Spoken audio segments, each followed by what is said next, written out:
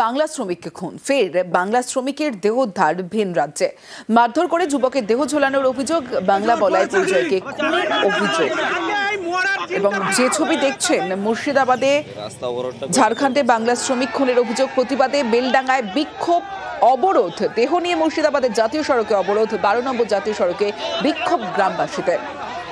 প্রণব রয়েছে আমার সঙ্গে। প্রণবের থেকে এই মুহূর্তের পরিস্থিতি জানবো। প্রণব, দুটো বিষয় জানতে চাইবো, যে এই পরিযায়ী শ্রমিক কতদিন আগে কি কাজের জন্য গিয়েছিলেন, পরিবারের আর কারা কারা রয়েছেন, অন্যদিকে যে প্রতিবাদ বিক্ষোভের ছবি আমরা দেখতে পাচ্ছি, এই মুহূর্তে পরিস্থিতি ঠিক কিরকম? দেখো, বছর 7 ধরেই কিন্তু ঝাড়খণ্ডের বিভিন্ন এলাকাতে ফেরির কাজ করতো এই আলাই শেখ, এবং কিছুদিন আগেই সে বাড়ি থেকে কিন্তু গিয়েছিল, তারপর ফেরির কাজ করছিল। এবং পরিবারের অভিযোগ, বেশ কিছুদিন ধরেই তাকে বিভিন্ন জায়গা থেকে হুমকি দেওয়া হচ্ছিল বাংলাদেশি বলে। এবং গতকালকে তার যে ঘরে থাকতো সেই ঘর থেকে তার ঝুলন্ত দেহ উদ্ধার হয়, এবং আজকে এই আলাই শেখের দেহ ঝাড়খণ্ড থেকে বেলডাঙ্গায় আসতেই কিন্তু বিক্ষোভে ফেটে পড়েন গ্রামবাসীরা। তারা বেলডাঙ্গার যে সুজাপুর এলাকায় 12 নম্বর জাতীয় সড়ক অবরোধ করে রীতিমতন আগুন জ্বালিয়ে বিক্ষোভ দেখাতে শুরু করেন দেহ নিয়ে। তারপর বিশাল পুলিশ বাহিনী ঘটনাস্থলে যায় এবং প্রায় ঘন্টা 4 ধরে কিন্তু এখনো অবরোধ চলছে। এবং একইভাবে তোমার বেলডাঙ্গার কাছে ভাবতা এবং বেলডাঙ্গার মধ্যে তোমার লালগোলা শিয়ালদা যে ডাউন প্যাসেঞ্জার ট্রেন, সেই প্যাসেঞ্জার ট্রেনও কিন্তু আটকে বিক্ষোভ দেখাচ্ছে। এবং একাধিক ট্রেন কোথাও তোমার পলাশিতে, কোথাও রেজিনগরেও কিন্তু আটকে রয়েছে, যেগুলো শিয়ালদা লালগোলায় আসার দিকে।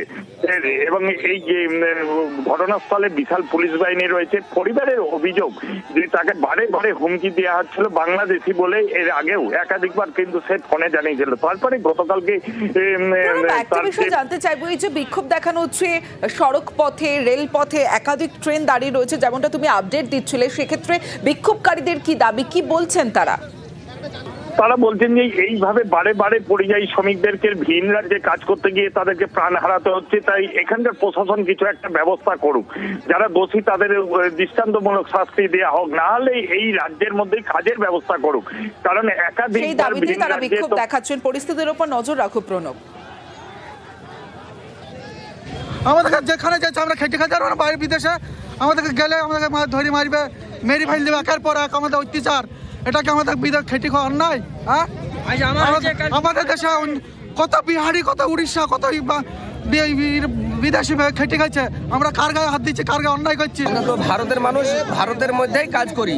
ঝাড়খণ্ড, বিহার, ইউপি, উড়িষ্যা সব জায়গায় যাচ্ছি আমরা। ধরেন পরিযায়ী শ্রমিক, তাহলে বিদেশে যেয়ে আমাদের বাইরে যেয়ে আধার কার্ড দেখতে যেয়ে মারছে, তাহলে আমরা কি করে খাবো? তাহলে আমাদের পশ্চিমবঙ্গ সরকারকে আমাদেরকে কাজ দিতে হবে, আর না হলে পারে আমাদেরকে মরতে হবে বাইরে গেলে।